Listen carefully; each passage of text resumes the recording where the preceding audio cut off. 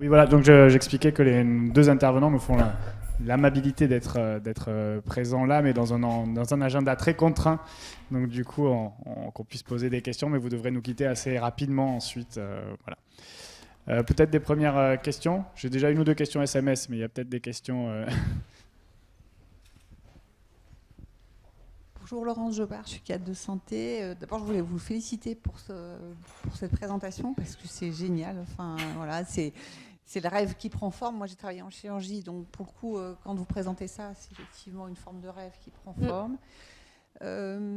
Alors, peut-être pas sur le thème hors des murs, mais est-ce que, dans mes questionnements, est-ce que vous avez réorganisé également le bloc opératoire? Oui. Alors, dans les locaux qu'on a actuellement, c'est très compliqué, hein. On est en fin de vie avec un bloc, 12 salles de bloc, 100 patients par jour, donc vous imaginez qu'on s'envoie. Mais dans le futur bloc, on a vraiment mis un parcours déjà pour que quasiment tous les patients arrivent debout. Et on a aussi pensé le fait que, comme les patients allaient tous arriver à J0, on n'a pas fait de point d'entrée pour l'hospitalisation et l'ambulatoire, on a créé un secteur où les patients arrivent. Et ensuite, ils rentrent dans une marche en avant, où si c'est de l'ambulatoire, ils prennent une filière, si c'est du bloc, ils prennent une filière. Et dans les blocs, on a fait un bloc général, alors on n'a pas séparé le bloc pour l'hospitalisation complète et l'ambulatoire, ça a été un choix. Par contre, on a fait des blocs par grand secteur de pathologie. Il y a le cath lab, il va y avoir le bloc, ce qu'on appelle du mou, du dur. Et là, on a fait des zones d'attente où les patients, en plus, quand ils vont arriver debout, on va les mettre dans des environnements, ils seront dans des fauteuils avec une musique, voire pouvoir leur diffuser des choses et de pouvoir faire en sorte que, en fait, ils aillent même jusqu'à la table debout. Mais comme il y a forcément une zone d'attente, parce que tout est pas, on a des humains, hein, donc je ne vais pas vous faire un dessin, beaucoup de soignants parmi nous et il y a beaucoup de grains de sable dans la prise en charge, mais que ces grains de sable, on les a anticipés en les gardant dans l'esprit de la prise en charge. Donc on a organisé notre bloc, futur bloc comme ça, en ayant des espaces détente-attente vers chaque grand bloc de bloc. Oui, ma question était aussi sur les plages opératoires. Oui, alors. Je finis juste ma question parce que, de ce que j'ai rencontré moi dans mon expérience professionnelle, c'est que les plages opératoires étaient faites par médecins et il me semblait que la pertinence était de les faire sur des circuits de patients plus que par médecin. Et comment vous êtes sorti de ça? Ça a été un gros travail et surtout avec des praticiens libéraux. Alors, une des chances qu'on a, c'est qu'ils nous laissent la main sur l'ordre. Donc, ça c'est une grande chance, hein, parce qu'il faut dire la vérité, hein. Des fois, tout est rose, c'est pas l'organisation, c'est locaux, c'est aussi avant tout les hommes. Moi, je crois beaucoup à ça. C'est-à-dire, on peut avoir le plus beau bateau du monde, la plus belle voiture, tous les moyens. Si on n'a pas les hommes, on n'a rien. Donc, du coup, c'est vrai qu'en travaillant avec les médecins, on est arrivé, ça a été dur, à constituer ce qu'on appelle une cellule de bloc qui a une semaine, la semaine d'avant, prend tous les créneaux et regarde par rapport aux malades qui sont... Alors, on a une gestion informatisée des créneaux, hein, et donc regarde si déjà ça rentre, parce que les secrétaires, quand elles inscrivent, même s'il y a des blocages, elles trouvent toujours une solution pour nous en remettre. Et surtout, l'ordre qu'il va falloir privilégier, parce que comme je vous expliquais, il n'y a pas un bloc ambu, il n'y a pas un bloc général. Donc, c'est de bien alterner pour séquencer le passage et être en lien avec l'hébergement, de pouvoir séquencer le passage. Donc, on a mis dans cette cellule un chirurgien, un anesthésiste. On a mis le cadre du bloc et on est en train de créer un poste qui s'appelle un bed manager, c'est-à-dire un super cadre qui a la vision de tous les lits, qui va séquencer les lits en fonction et qui va travailler avec ce qu'on appelle les brancardiers, que demain on va appeler des équipiers, pour que ça donne cette notion de... Voilà. Et du coup, c'est l'association de tout ça qui fait qu'on va essayer de faire au mieux. Mais c'est vraiment, c'est de la production, hein. Peut-être une question, puis on a une question SMS, hein, ça arrive, ça n'arrête pas de vibrer dans la...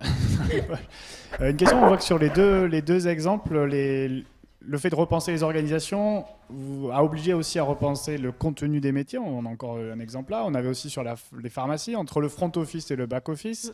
Peut-être entre vous deux, notamment je crois que au CLB, sur le métier de pharmacien, comment vous avez travaillé entre ce qui fait la légitimité du métier et historique et les nouvelles formes de légitimité de ces métiers-là aussi, et comment les prendre en compte en fait dans ces projets-là, que ce soit sur les infirmiers libéraux, les pharmaciens au sein du CLB.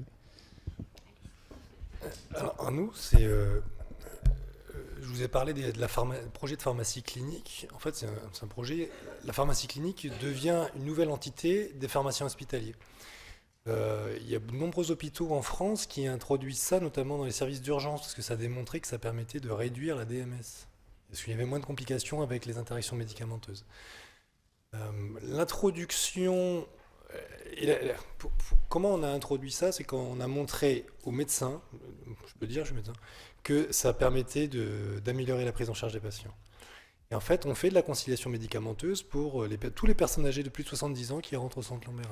C'est-à-dire qu'on a un pharmacien qui va se déplacer, qui va se mettre en relation, en partie grâce au dossier pharmaceutique, le jour où il sera un peu plus interopérable, on gagnera du temps, mais c'est ce qui permet de gagner du temps là-dessus. Et comment on a impliqué les pharmaciens, ils étaient moteurs, c'était comment ils trouvaient leur place. Parce que si c'était juste pour faire de la conciliation médicamenteuse et que le médecin n'avait pas d'intérêt ou ne voulait pas, ça se faisait pas.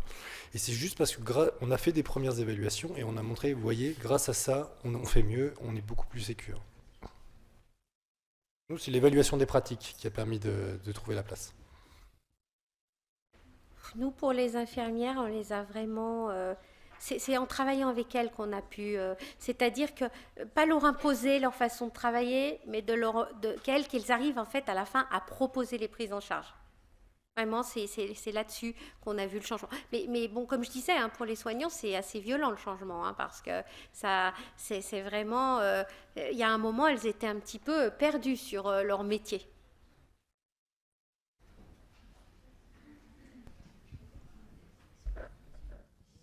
Bon, j'ai plusieurs questions.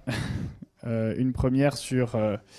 donc la RAC, je vous la livre telle quelle. Hein. La RAC ressemble à une organisation du travail par tâche. Ne risque-t-on pas les inconvénients du taylorisme au détriment de prise en charge individualisée? Alors, c'est vrai qu'on s'est beaucoup posé la question parce que pendant des années, les soins infirmiers, c'était du travail en série. Ensuite, on est passé sur la fameuse prise en charge globale, les diagnostics infirmiers. Enfin, on était parti dans des hautes sphères. Là, je dirais qu'aujourd'hui, c'est plus un mélange des deux. C'est vrai que on peut se dire c'est des processus très industrialisés et tout. Mais aussi aujourd'hui, on sait que la sécurité, elle passe par de l'expertise, par des process qui sont hyper réglés, par des choses qui sont extrêmement protocolées et codifiées. Après, il faut arriver à donner de l'humanité à tout ça.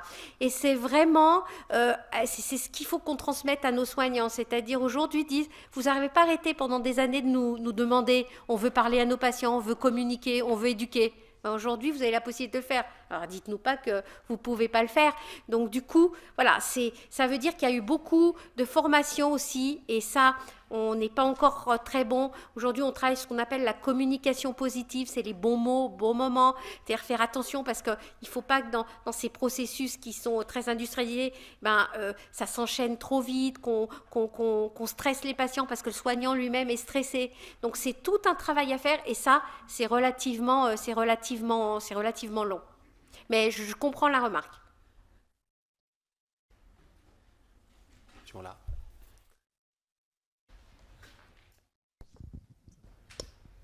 Moi, je suis passée du sanitaire au médico-social. Et alors, justement, j'étais dans le médico-social justement pour avoir plus de temps, pour prendre le temps de l'accompagnement, l'éducation thérapeutique et tout ça. Et on s'aperçoit qu'avec le raccourcissement du temps opératoire, enfin de la chirurgie, des hospitalisations, nous, à l'inverse, dans nos structures médico-sociales, alors là, on est en train de se médicaliser. Et alors, les infirmières qui étaient justement dans cet accompagnement plutôt éducatif se retrouvent avec une charge énorme sur des soins, mais alors purement soignants, quoi. Et c'est des structures qui ne sont pas prêtes. C'est des structures qui n'ont pas d'infirmières la nuit. C'est des structures qui n'ont des fois pas d'infirmières le week-end. Et voilà. Et il faut qu'on fasse vite, très très vite, parce que là... un petit exemple, on avait 3 gastrostomies, on se retrouve avec 13 gastrostomies en même pas 5 mois. Et l'hôpital ne les garde plus. Il faut tout de suite rentrer dans le milieu ordinaire, parce que, enfin, qui est leur milieu ordinaire, quoi, les ça, institutions. Ouais. Et c'est un gros problème pour nos institutions. Moi, ça, c'est pas de la RAC. Ça veut dire que si on transfère à la maison ou dans les soins de suite des établissements qui ont encore besoin de soins lourds, c'est pas de la RAC. Alors après, on peut transférer des malades qui sont à risque, c'est-à-dire que je prends par exemple aujourd'hui, je vois sur la chirurgie cardiaque, il y a des patients qui sortent à J5, J6, mais derrière, ça veut dire qu'on organise, on a une convention qui fait que le chirurgien continue sa visite journalière, que s'il faut faire une écho tous les jours pour éviter le risque de tamponnade, on l'a fait, on surveille le patient. Mais ça veut dire que c'est que de la surveillance médicale. S'il y a des soins médicaux, pour moi, c'est pas de la RAC, et ces patients-là, il faut qu'on s'organise pour les garder. Mais il y a des établissements, comme les enjeux qu'on leur donne, c'est il faut que tu fasses de la DMS de plus en plus courte. Eux, ils ne regardent pas quel est le type de malade. Ils disent, moi, mes patients, c'est 3 jours, c'est 4 jours, et quel qu'il soit, je les sors. Ça, c'est pas le bon schéma. C'est pas ça.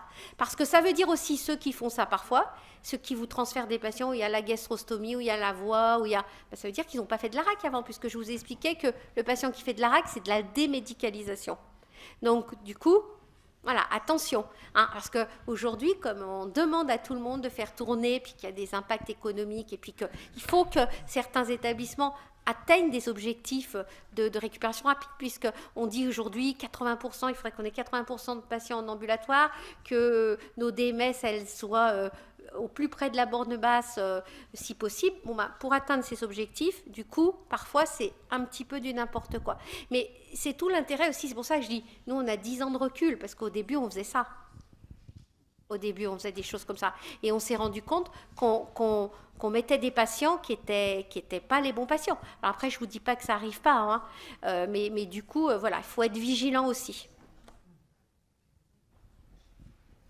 Peut-être une question sur le rapport à la technologie pour Pierre-Étienne, puisque là, tu as dit que les patients, même âgés, finalement se débrouillaient de façon inattendue presque, étaient plutôt à l'aise avec le smartphone.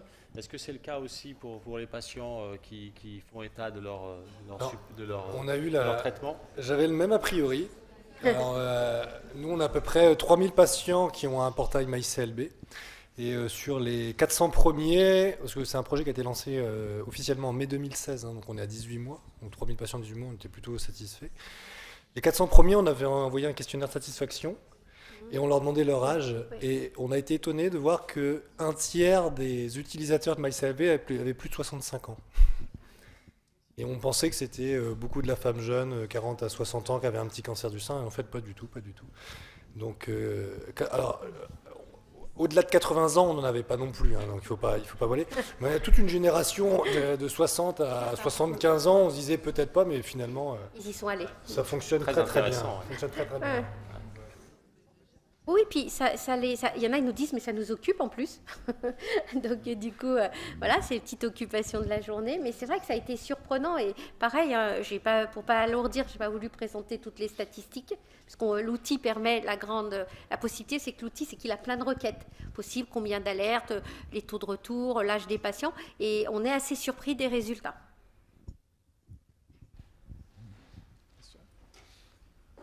Une question qui nous préoccupe et qui apparaît dans vos deux présentations, c'est comment vous organisez ou réorganiser pour gérer les alertes qui arrivent. Parce que c'est une nouvelle tâche en fait. Alors, en fait, on s'appuie sur l'existant. C'est-à-dire qu'avant, on avait ici des infirmières de coordination, moi des assistantes médicales, j'ai quelques infirmières cliniciennes qui passaient leur vie au téléphone. Grosso modo, ça a permis de réduire les appels téléphoniques d'à peu près 30%. Mais avant, le patient appelait en disant ça va pas, je suis au bout. Ben là, on a des alertes un petit peu, souvent c'est 2-3 jours avant la catastrophe, grâce à l'organisation. Et finalement, alors, il y a toujours la question de la nuit ou de le week-end. Les gens, la nuit, ils appellent. En fait, quand vraiment ça va pas à 3h du matin, ils savent qu'il n'y aura pas personne au bout du truc. Mais je trouve que, pour le coup, ça n'a pas été une réorganisation si importante que ça. Ça permet, en tout cas pour notre personnel, de plutôt avoir du temps là où il y en avait besoin. Vous voyez, typiquement, nous aussi, on fait du télésuivi après chirurgie dans le cancer du sein. Avant, on appelait tout le monde. L'appel à 24 heures ou 48 heures, c'était tout le monde. Désormais, on appelle spécifiquement les patients chez qui ça ne va pas bien. Donc au lieu de passer 5 minutes par coup de téléphone, et ben, des fois on passe 15 minutes, mais pour vraiment la patiente qui en a besoin. C'est exactement la même chose pour nous, pareil. En fait, on a déplacé des tâches, on a créé des nouveaux métiers, on a mutualisé. Et puis après, bon, on a la chance d'avoir un service d'urgence, donc c'est vrai que ça nous aide pour les alertes nocturnes. Mais la majorité des alertes restent plutôt dans les services spécialisés. Et comme il y a très peu d'alertes, c'est la nuit, donc le smartphone reste avec une des infirmières de nuit. Et comme j'ai dit, doublé pour les alertes rouges pour certains praticiens qui désirent avoir par SMS toutes les alertes rouges en doublure. Très bien. Des questions, remarques? On va vous libérer. On vous Merci. libère. Merci à vous. Merci beaucoup. Merci.